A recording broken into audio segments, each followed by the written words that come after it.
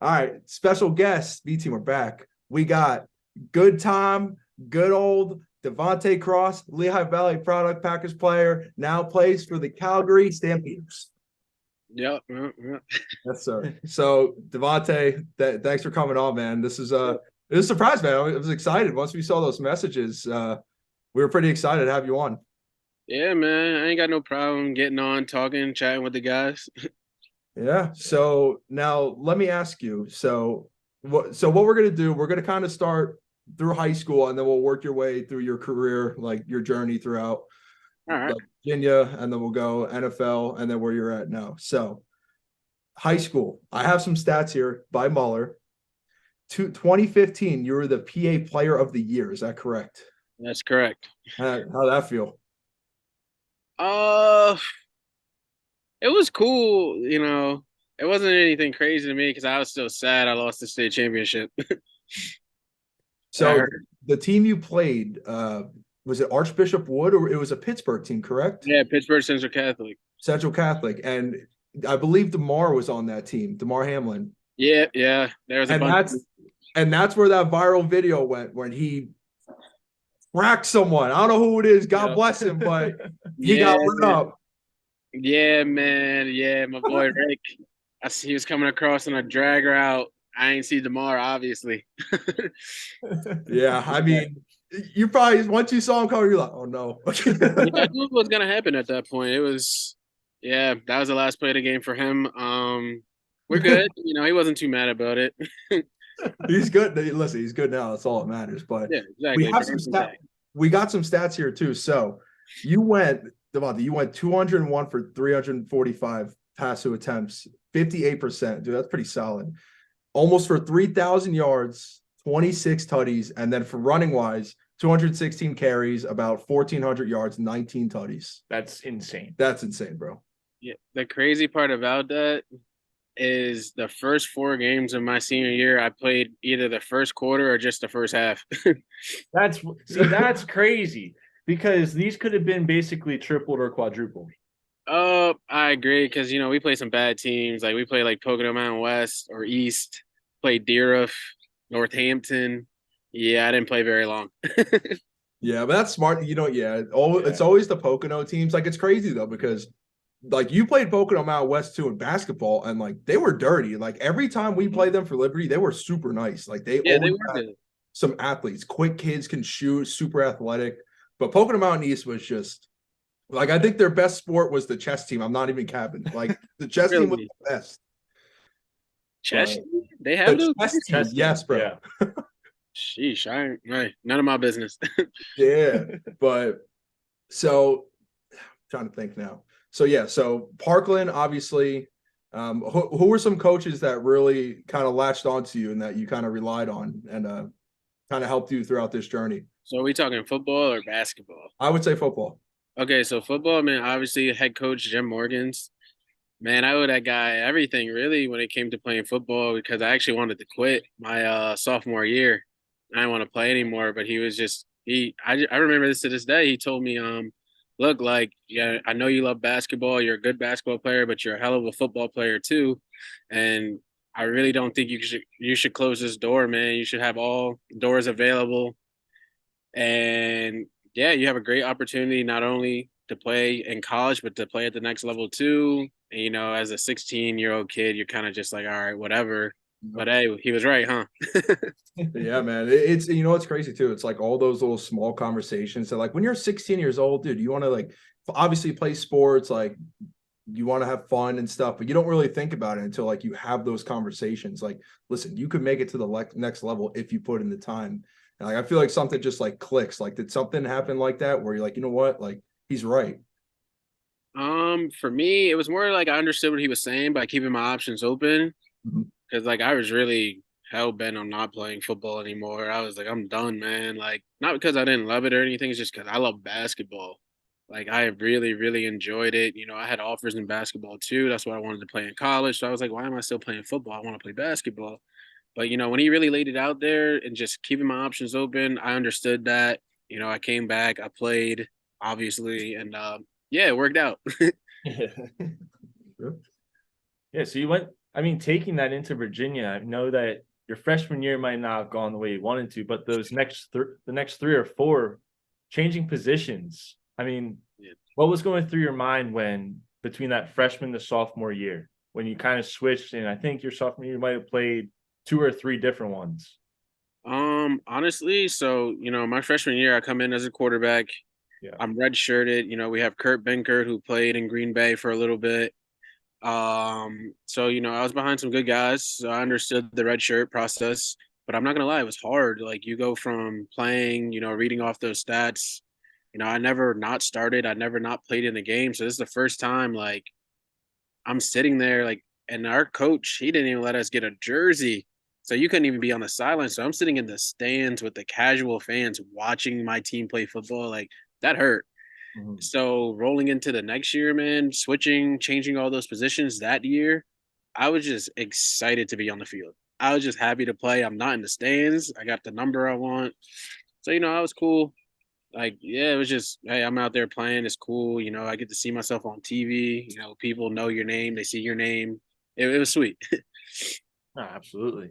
And then I think it was 2019. That was more of your breakout year where I think you found your spot on the team at safety, free safety. You had a lot of big plays, including the one against Cam Akers that we pulled up earlier or Oh, watched. yeah. Stopped Yeah. on the 4-yard line against Florida State. Whew.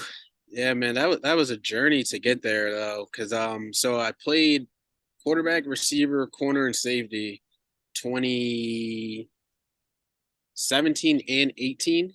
Mm-hmm. And 2018 was the year I was like, okay, jack of all trades, master of none. Like I can do all these things, but I'm not good at any one of them. Like I need to focus in like everyone else, have one spot. And so they told me, okay, you're just a receiver 2018. So I go in, I'm like, okay, cool. I'm a receiver. I'm doing well, man. I had a great camp. I niched out a role where I'm getting 25, 30 snaps a game, but I'm not getting any catches in. I'm out there, I'm getting open, but it is what it is. It's hard. I'm a quarterback, so I understand it's hard to get everyone the ball. I wasn't the playmaker. We had Alameda who's on the Eagles now. Yeah. Like, we had guys who needed the ball for real. So I understood. But actually what happened is I got kicked off the offense. Crazy, bro. It's a Monday meetings after a game. We just played, I think we played Ohio, and like Vanderbilt. It was crazy. But after the game, we come in, the coach is like, we got guys on this offense who are just not carrying their weight. We don't need them. I'm sitting in the meeting. I'm like, yeah, I know a couple dudes, man. They ain't doing shit out here for real. The whole time they're talking about me. I didn't notice. So, Yeah. bro, like later in the day, the receiver coach calls me. He's like, come through my office. And I'm thankful for him for this, though. I'm like, cool, no big deal. So I come through. Coach Hagan's a great guy. Love this guy. Love his family. And he was like, look, like, coach, he wants to give the younger guys your reps. He feels like it's going to be more valuable to them. I'm sitting there like, yo, like, no way. Like, damn, I'm not about to play. Like, what do you mean? And he was like, look, you have an option. You can stay here on offense. You're not going to get reps. Or you can go to defense and give yourself a chance to earn a starting spot. I went to defense. And that rest of that 2018 year, I didn't play for real. I just filled in when people got injured. I started a few because people got hurt, but I was a special teams backup guy. Hurt my soul. Like, hurt my soul, man. I couldn't believe it. Like, I'm on the sideline. Like, I ain't never been on the sideline, especially after that redshirt year. Pain. So yeah, man. So I took that to heart. I earned a starting role in 2019, and that's when all that comes into play. That Florida State game, Cam Akers, he's a dog, by the way.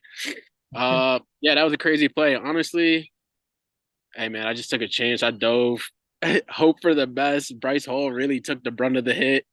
Yeah. Worked out, got the big win. That was a great day. That's one of my favorite core memories. So like how was that transition like though? Like obviously when you said your coach, he called you to his office and he gave you that option, like, hey, listen, like you can either play offense and kind of get your reps depleted a little bit, or you can start on defense or try and get a spot on defense. What was kind of going through your mind? Were you thinking about like what position you were trying to go for? Like kind of talk me through that a little bit. So there was only two thoughts in my mind at the time. either I'm transferring or I'm quitting. Yeah. At this point, man, I was tired, bro. Like practices, like halfway through practice, I'm going to defense or I'm going to offense. I'm playing quarterback, I'm playing receiver, I'm playing corner, I'm playing safety. It's a lot. Yeah. And I'm bouncing around all of it. I'm like, I'm behind on the depth chart. I'm not really progressing because I'm doing all of them.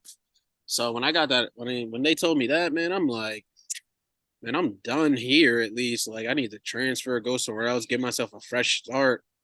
And right after that meeting with Coach Higgins, I went down to the defensive coordinator slash the DB coach, Coach Howe. This is my favorite coach too. Man, he asked me one question. He was like, "Do you still love football?" And at the time, I told him no. I was like, "Man, I've been bounced around so much, like I don't want to play." And he told me he was just like, "Look, you got to find the love for the game, and when you do, you're gonna excel at it." And he took me in, and then from there, man, everything just worked out. Mm. But I was really hell bent on like I need to transfer out of here. But you know what though? Like we had our one friend on. Obviously, you probably know him, Darian Street. Like, Yeah, D yeah, Street. yeah. Like he went through the same thing though. Like at Pitt, I know. Like for offense, they were kind of not giving him the reps and everything. You know what? Grass was greener, man. The transfer went to Taos, and he's excelling out there now. Yeah. Because did you play? You probably didn't play any defense in high school though. Probably at the varsity level, correct? So I played corner when the other team had a good receiver. When they okay, Like when we played D Street, I played corner that game. so what did you kind of learn once you were on the defensive like the defensive side? Like what was something that you really didn't see as a quarterback that you kind of respected once you were on defense? Like, oh wow, like I see why we do this or something. Bro, I felt the pressure of playing corner. Really? That's like quarterback, like playing quarterback, that's pressure in itself. But playing corner, it's like a whole different level of pressure because you can go a whole game, not give up anything. But say you give up the one big play that costs you the game, yikes. Once again, another core memory. 2019, we're playing UNC. At this point, I'm only playing free safety and nickel, really. And we get to the game, and coach is like, "I need you to play corner," and I'm like, "All right, How's yeah, a little bit deer in headlights because UNC, Sam Howell, they got Diami Brown, they got Daz Newsome, high-powered offense." Yeah. So I'm like, "Shit!" Like, so I get in the game, I'm playing corner. And like this is the first time I felt true pressure when you're lined up in front of one of the ACC's best receivers. All 20 other guys are on the other far hash, and it's just you and him in space. That's pressure. Yeah. And I learned like I had a horrible game, terrible game. Twitter after the game, everyone's like, "Bro, he's terrible. Why does he play?" I had to change my Twitter settings after that game. And yeah, man, I learned like how much confidence you have to play corner like that. And that's one thing like I hold near and dear to my heart because I got torched that game. Like it was bad, bad. But I take that lesson I learned from that, like, and like my confidence now is just through the roof at all times. Cause as a corner, good or bad, bro, you still gotta go step back on that island. Like there's nothing you can do about it. Like it's crazy. Yeah. So what? One more. So what did they kind of teach you? Because what always interested me about corner is how they go about actually guarding someone like man on man, like instead of Yeah. zone coverage. Like, what are some things that your coaches kind of tell you to look at? Because I always hear in basketball was always like, yo, if you're on isolation, look at the hips. Don't even look them in the eyes. Like stare at the hips. Was football kind of in the same aspect as that? Exactly what you just said. So my coach knew as a basketball player, he said it's basketball. Guard him. Look at the hips. You No. can't go anywhere without your hips. And that's true. Like you got to think your shoulders can move, your eyes can move, but your hips have to go where you're going unless it comes out the socket. Like Yeah. that's really, that's literally what it is. He said, go play basketball. Legitimately go play basketball. I took that. I was like, that don't even sound right. Like I'm about to get killed out here. But when I really internalized what he meant, it worked out. Yeah. Wow, it's good input, man. Yeah. Oh, definitely. I was gonna say, like that was my question. He stole it, Sorry, obviously, Mahler. just like every interview we do.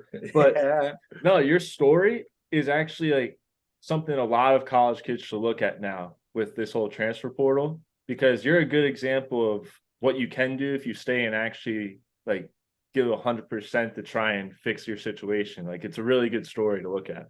Bro, absolutely. So I'm like two-sided because of the way I did it. I was thinking transfer more than once. I wanted to transfer my freshman year. I wanted to transfer my junior year, but I stuck it out and it worked out. It panned out. But I'm gonna be honest, like I have seen situations where guys transferred and it truly was to their benefit. Yeah. At the same time, I also seen dudes transfer and it hurt them. Yeah.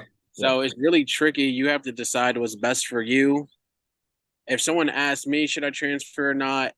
I think you just have to have a conversation to see the reasons why you're transferring. Is it because, oh, the coaches don't like me? Like, if I hear that, first of all, I'm just assuming, all right, you're not working hard. You're not truly committed. Coaches don't just dislike you, buddy. There's something you're doing. Something. But Yeah. if you're truly getting the short end of the stick, you should transfer and go somewhere where you're actually able to get on the field. Mm-hmm. No, I agree with you. That's what I did. I went from Monmouth to Westchester just so I could get on the field, and it worked out for me. Smart. Yeah, so let's get to the NFL. I know you had some questions about draft and everything. So you got signed as an undrafted free agent. Yeah. So, and it was the Commanders that signed you. So what was that journey like through the draft, and then how you got your name out to the Commanders? Like, how did that all work out for you? So honestly, I have no idea. So I got hurt my senior year. I tore my meniscus. Yep.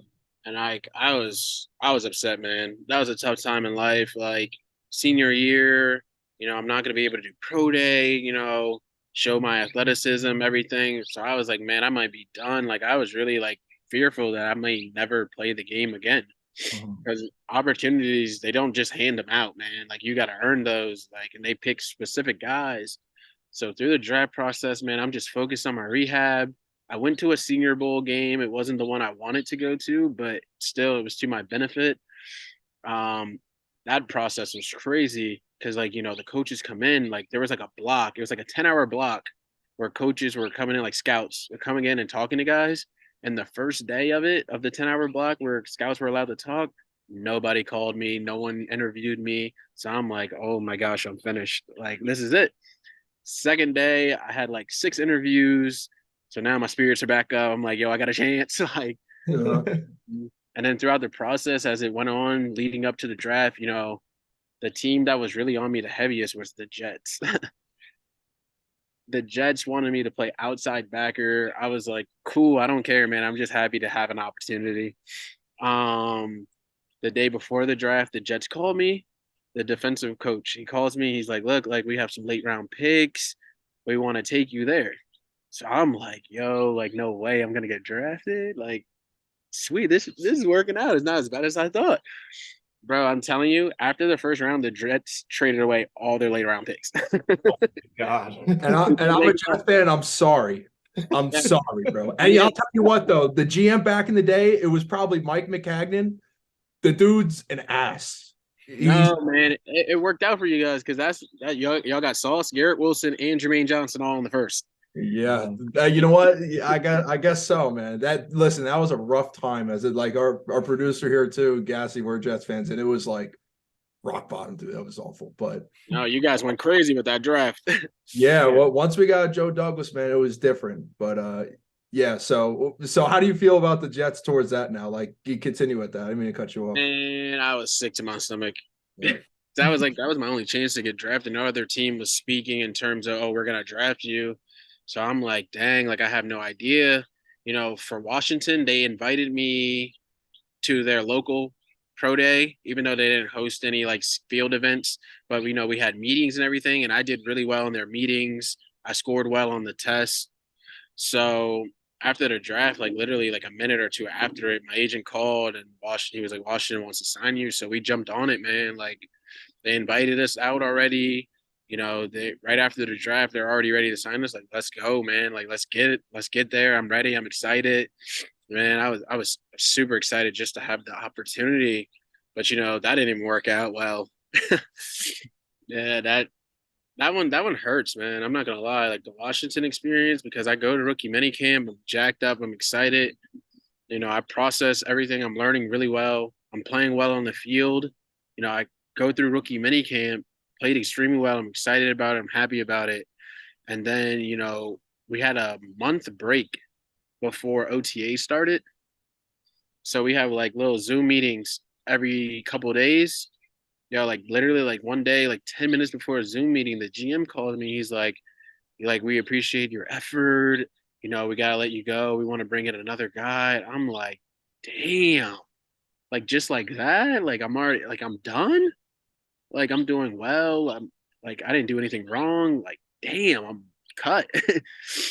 And then like, you know, you gotta hand in the iPad and everything. So I'm drive over to the facility, go to hand in the iPad. I can't even walk into the building to my locker to get like my cleats and gloves and stuff out. Like they're at the front door, like, oh, stop here, just give us the iPad. You gotta leave. I'm like, damn, treating me like this. I just want to grab my stuff. They're like, no, you can't. We'll send it to you.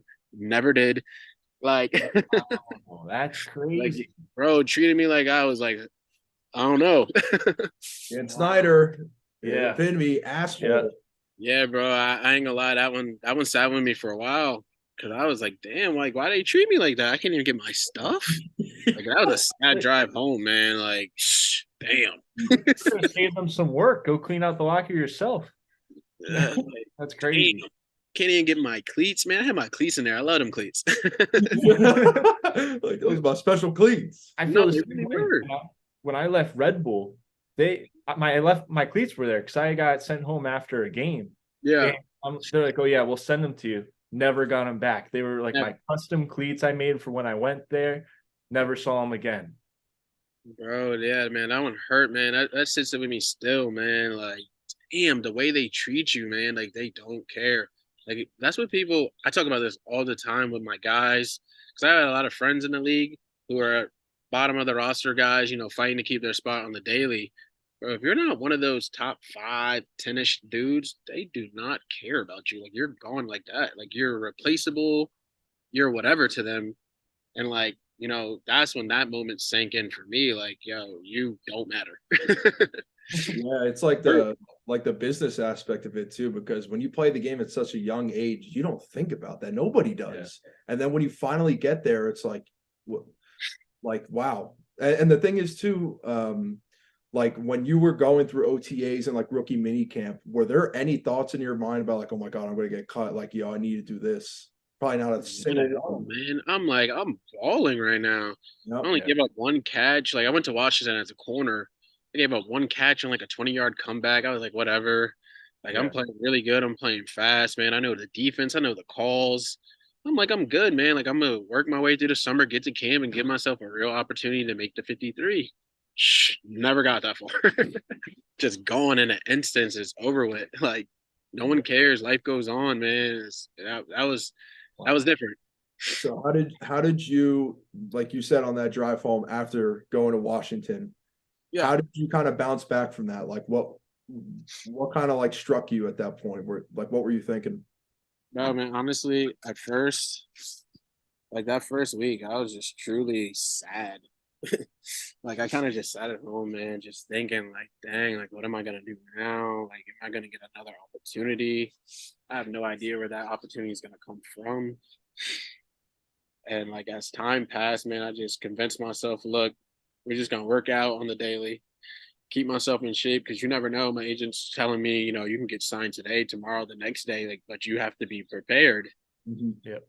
And time passed throughout the summer. I'm like, dang, like I'm getting nothing, no new leads, anything. Like it's just like I'm working out every day, and it's just like, dang, man, this sucks. Like it could be over for me. Like I might have to go a different route. And then, bro, random Monday morning, like 8 a.m. It's like I think it's either late July, early August. I'm not sure. Get a call from my agent. It's like, you got a tryout in Green Bay. I'm like, huh? Like, I'm just waking up, like, huh? He's like, you're up. You got to, I'm like, oh, let me, he's like, pack your stuff. You leave in like 3, 4 hours. I was like, oh, shoot. Like, bro, crazy. I'm like, I'm excited. I'm ready to go. I've been working out. I'm so thankful that I get another opportunity, man. Like, bro, that plane ride over there was just like one of the happiest moments of my life. Just thankful I got another chance to play. Yeah. Yeah. That was real, man. Couple tears of joy on that plane ride. Oh, I bet. And you're walking into Green Bay then, and I mean the teams in Green Bay then, I mean those were Super Bowl contending teams. Yep. But what was the feelings walking into that locker room first couple of times you went in? Man, legends. before I even got to do that though, I had to try out. That's So, true. You get there, man, you fly in that night. There's a hotel right next to the airport. Got a hotel, 8 a.m. next morning, tryout. So you go in, you weigh in, they give you shorts, a shirt. They're like, we're going to take you over to the indoor, man. It's spooky.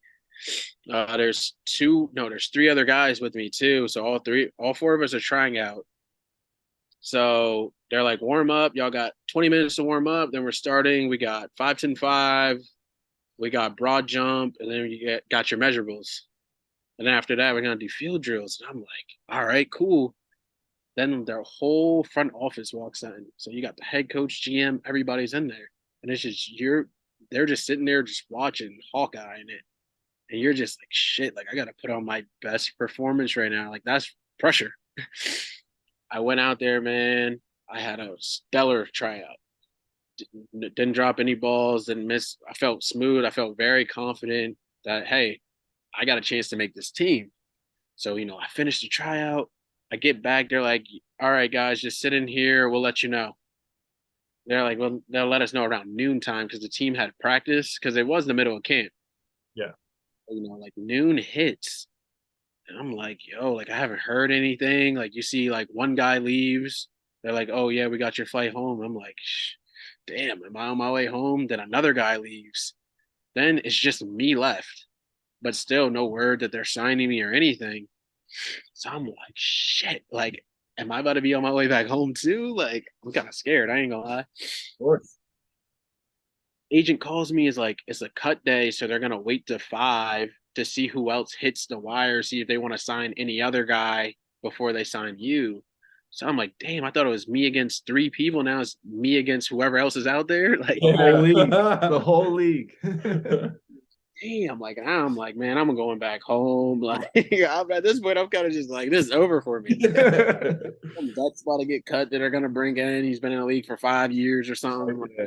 I'm finished. But hey, I got signed. Practice the next day. Game in 2 days. Preseason game in 2 days from that day. Crazy, man. I walk into the locker room and I'm like, this is crazy, bro. Aaron Rodgers is right there.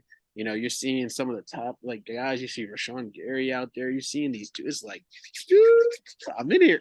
I'm in the crazy, surreal feeling. First practice was a joint practice against the Saints too. So you got Mike Thomas over here. I'm in the DB room, Jair, everybody. I'm like, oh yeah, like we in the mix. Yeah, that's fire. I ain't gonna lie. That's sick. You got Lattimore over there. Like, I'm like, yo, coach put me in. He's like, look, it's a cover 4 call. I'm lined up over Alvin Kamara. I'm like, oh shit. Not a lot of people can say that, man. That's a pretty surreal moment as well. Wow. That's, like, oh shit. Like this could go bad. So I was a little nervous, I ain't gonna lie, but after that play, man, my confidence came back. I realized that it's still football. It's still the same game. Like I wouldn't be here if I wasn't capable. So, I logged in. I felt good about it. Had a good day. I only got like 10 plays of practice that day, but hey, best 10 plays of my life. Yeah. So did you connect with a lot of the cornerbacks in that room, like Jair and I'm assuming was Rasul Douglas might have been on that team? Yeah. There, they had a lot of good guys there, man. So it's a good group. Like guys, you ask a question, they'll fill you in. It was guys, they were locked in. They were very very serious about what doing their job. It's people's jobs. Because I remember like one day we had a bad practice. I'm trying to think of his name. He's a linebacker, but like he stood up and was like, "Look, like, bro, I got kids. This is our fucking job. Like, y'all gotta do y'all shit. I'm relying on y'all as y'all rely on me. Like, this is our fucking job. I got kids to feed." I'm like, oh shit. I ain't got no kids or nothing, but I feel it. Like, I ain't got kids, but damn, I can use the money too. Yeah. Turn up, we got to lock in, we got to practice better. So like, there's a couple real moments out there. Like, yo, like this is real. Yeah, it's funny too because like obviously as a Jets fan, there was a video of Leonard Williams and Quinnen. This is when Quinnen like first got in the league. Guys, you know what I'm talking about here. And like they were just talking and they were getting interviewed. And he's like, it's kind of crazy because like I'm out here playing, but I'm getting paid. It's like, yo, like I feel like there's that moment where like you don't even realize you're getting paid for playing football. And then it's like, holy shit, I'm getting money to do this. And that's the crazy part to me. Not every guy's like this because some people they serious about their money. Yeah. I'm just like, bro, I'm still playing ball though. Like I'm excited to just play football. Like college, there ain't no guarantees, man. And then you think, damn, I get paid for this too. This is crazy. Wow, that dude. Listen, we've interviewed a decent amount of people, but your story is pretty awesome. I'm not gonna lie. Like, I feel like you face a lot of obstacles in your journey. It's a pretty cool story, Devontae. No cap. Yeah, that's one of the. So you know Kenny Yabo? Yeah, we know Kenny. I guarded him in Stellar. He was a Jet. He's a Jet right now, I think. Yeah, he's a Jet. Yeah, Kenny. He's loving it. He's loving it, man. He's hoping for the breakout year. He's ready to get in there, make some shake. But bro, we have this conversation all the time. It's like the general public doesn't understand what the NFL looks like for the guys who are either trying to get into the league or at the bottom of rosters. Like my story seems unique, but for the guys in my position, it's all like this, man. It's up and down, doors closing, doors opening. You got to go alternative routes. Like it's hectic just to have the opportunity to play. Like people see the millionaires, they see the Rodgers, they see the big guys. They don't see the guys that truly make majority of rosters. It's tough, man. Every day, every Tuesday, there's 10 dudes in there trying to take your job. They bring in new guys every Tuesday to try out, and if they like them better than you, you're out of there, bro. Just like that. Your contract's ripped up, you're gone, no money, no nothing. It's a tough business, man. It's hard, it's mentally taxing. Yep. It takes a special character to just keep going, man. Like you have to have a true love for the game to keep doing this shit. Because honestly, it sucks. Yeah, no, that's what I was thinking too. I mean, it could be physically exhausting, but I feel like the mental part is the toughest and the most taxing on you because, like you said, like one opportunity you get it, bam, and then you're like you were working out for like a couple months. You're like, shit, like when is this next opportunity going to arise? It's just that thought in your head that just lingers. It's like a cloud over your shoulder.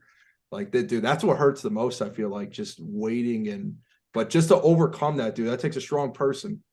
Absolutely. And the other factor that people don't really factor in is kind of like the embarrassment. Like, go through high school, you're this guy, you're going to be in the league, go through college, you have a good college career, you get signed to a team, you're in the NFL, then you get cut. Yeah.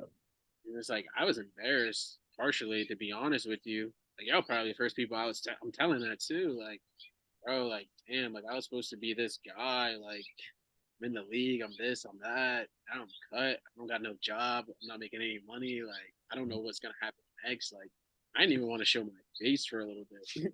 Yeah. I was just like, bro, like, damn, this is not what I thought it was gonna be, man. And I was embarrassed for quite a while, probably like a month, until I really understood that there's nothing to be embarrassed about, man. This is a business. Just a business, dude. About it.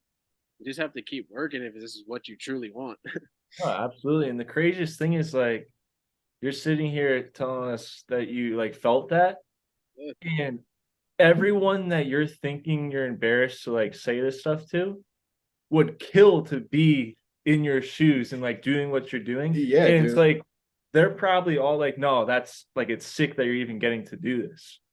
So yeah, I believe it. Very much perspective based. But man, I will say that hurt, man. Handing in that iPad just hurts. That's gonna be a terrible. Damn, like the iPad. All right. But see, I don't think anyone like, especially you, Devontae, dude, you got nothing to be embarrassed about. Obviously, you're probably over that now, but like, dude, not a lot of people can say they got signed undrafted to the Commanders. They had a trial with the Packers, got signed to the team. Like, Dude, think about how many people there's like a small percentage, I don't know the exact number of NFL players in the whole world. It is so small. But dude, I mean, you gave it your all and you're still a good athlete and you're still playing to this day. So you gotta Yeah. give yourself a pat on the back, dude. Yeah, man. It took a while to get to that point. Like I was speaking earlier, like the mental thing, bro. It's mental, and you start to doubt yourself a little bit because it's like, dang, like that's two teams like saying I'm not good enough. Like I'm not good enough to play at this level, essentially. When you get the paper in the mail, when you get cut, you get a paper in the mail, and there's like three slots. Like if you weren't physically in shape, if the team thought you weren't good enough, or if you got like in some type of trouble, and like eat both of them where the didn't meet the club standards is what they checked. So like when you read that and you see that and it's on hard paper, you're like, damn, like yo, am I not good? Like makes you doubt yourself a little bit, but at the end of the day, that shit ain't true. Yeah, motivation, if anything. I feel like that takes a lot of motivation for people. They see that, you're like, you know what, I'm gonna prove them wrong. Yeah, absolutely. That's how I feel now, man. Like now going into the CFL, that's exactly how I feel.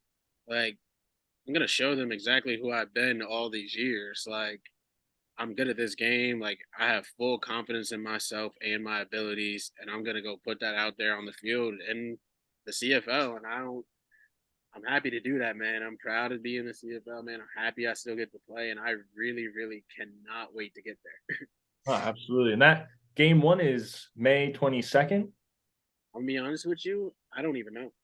All right. I want to say I saw May 22nd against Edmonton. Yeah, that's the first preseason game. It sounds All like. right, preseason. Yeah, man, I haven't even thought about any of that, bro. I just been playbook, and I'm just ready to go play football. Like Absolutely. that's crazy. Joey Blunt, was a college teammate of mine, he just texted me. He was like, "What's the city of Calgary like? Like, have you looked into it?" No, bro. I've been cut twice, bro. I'm ready to just go play ball. I don't care about nothing else. Full focus. So with the playbook now, what's your study routine like? Yeah, how often or what's like the minimum that you have to study for a playbook, like a day, let's say? So, I mean, that's gonna depend on person to person. I'm a smart guy, so it really doesn't take me long to pick up on football, man. I love it. I know it pretty well. So for me, what I do, I wake up in the morning. I have flashcards of the new terms because everywhere you go, everything's the same because it's still football, but there's different terminology. So I got flashcards for that. And then, I go through my flashcards, make sure I got those down. Then, the playbooks, I got it. It's on an iPad, it's on DV Sport, this app. I go through that, sure up the calls, make sure I understand what the base coverages are, try to group them together. Like, okay, these are all the cover threes, these are all the cover fours.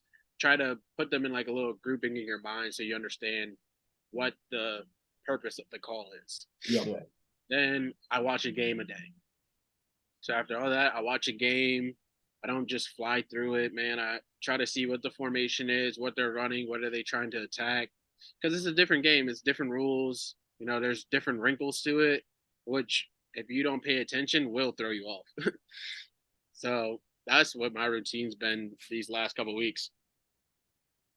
All right. Yeah. Is the CFL, they have the goalpost like in the front of the end zone, right? Yes. I don't. Yeah. That's fine adjustment. Yes. That's what I thought. I saw a video from last year of a dude running and he just drilled right into. So I just want to throw that out there, like eyes up. We don't because him and I will be tuning in, and if we see that, you will get a video of it immediately. No, I believe, bro. The craziest part is the end zone's 20 yards. Yeah. Like, bro, I've seen full post routes in the end zone. Yeah. Like, that is like crazy to me to see a post route in the end zone. Like that's unheard of. So like those are the things I'm talking about. Like on film, like you got to understand because like in college and in the NFL, like you get to the red zone, they can't beat you deep. But in the CFL, they can still run a post on the 1 yard line, like a 20-yard post on the 1 yard. Like that's crazy. Yeah, no, this will be good though because usually I would tune into that for maybe like 2 plays, but I have no one to watch. So now I'll actually have a reason to watch it. We'll tune in. Yeah, we've been tuning into the USFL for the last couple of weeks because Jure, I think that's my dog. yeah, We've had him on the pod a few times, so Yeah. into that. So our new team is Calgary. Yeah, facts, bro. Y'all don't even know Dre. Dre Elder is my favorite football player. Dude, he had a pick last week. Yeah. Yeah, bro, he did. He did, man. I was so happy for him, man. He needs that. Because honestly, bro, this is my point about the NFL, too. He is one of the better safeties I've seen play football. I played in 2 different places where I'm around these pro guys. I've been in college, like Dre played D2. He is better than majority of the guys I've been around. And it's so crazy to me that he has yet to get an opportunity, like even invited to a camp. Yeah. Like he is such a good player, intelligent, plays physical, man, makes plays everywhere he's been. Yeah. Like it is so crazy to me, man. That's the mental thing. I talk to him a lot. This is my guy. Like it amazes me how he's able to just keep going. Like really, and it's like inspiration to me, honestly, because like every year since he left college, man, he has balled. Yeah. And no one has given him an opportunity yet, bro. It's insane.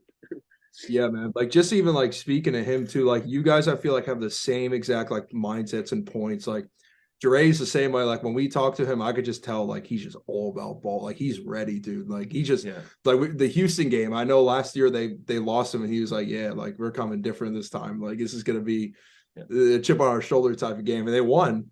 And I'll tell you what though, like I think it's a fun league because there's a lot of good competition, especially on the weapon sides. Like obviously defensive lines, offensive lines, but it's very complex in a way. Like I feel like all of these leagues are trying to implement new schematics and different types of like offensive plays, defensive plays. Like it's really fun to watch. I enjoy it. Yeah, no, it is cool, man.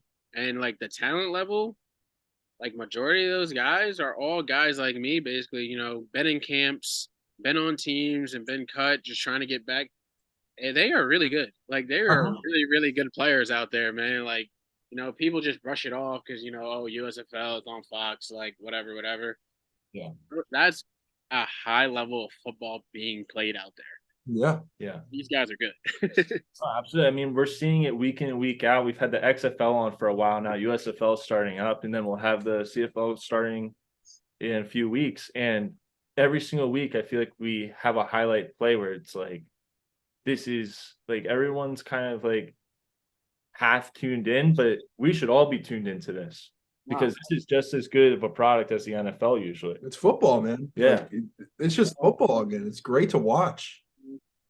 And yeah, man, I really do feel like more people should tune in, man. There's great players out there. Players, more times than not, they're going to end up on your team at some point. Exactly. A lot of guys signed out of these leagues last year because they're good, man. Like they can really ball. Like a guy I was in Green Bay with, Michael Abernathy, he played in the USFL, and he made the 53 in Green Bay. Like, people are good, man. Yeah. Well, Devontae, this was great, man. Honestly, this is one of the better stories that we've heard, especially like your journey, man. And from a Parkland kid, like Liberty guys, like this was fun, man. I really enjoyed this. Yeah, appreciate you. We'd love to have you on again. Definitely, especially after your first game, bro. Yeah. We would love to have you on. Yeah. Hey, man, anytime, bro. I'm really never doing much. Awesome. Well, we'll cut you off short here, but it's a good episode. It was a good interview. Yeah. We'll obviously tag you and everything, but yeah, man, we're wishing you the best, and we'll definitely be in contact for sure. Hey, man, thank you, man. And hey, I would say I appreciate you guys for this platform, man, for guys to be able to get on here and, tell their story. You guys ask great questions, man. This is great. I'm jealous because I honestly want my own podcast one day. So, y'all gave me some ideas. I'm going to be taking them. Don't worry about it. That's all we're here, bro. Thanks, guys. Devontae, thanks again, man. We wish you the best. We'll be in contact. All right, guys.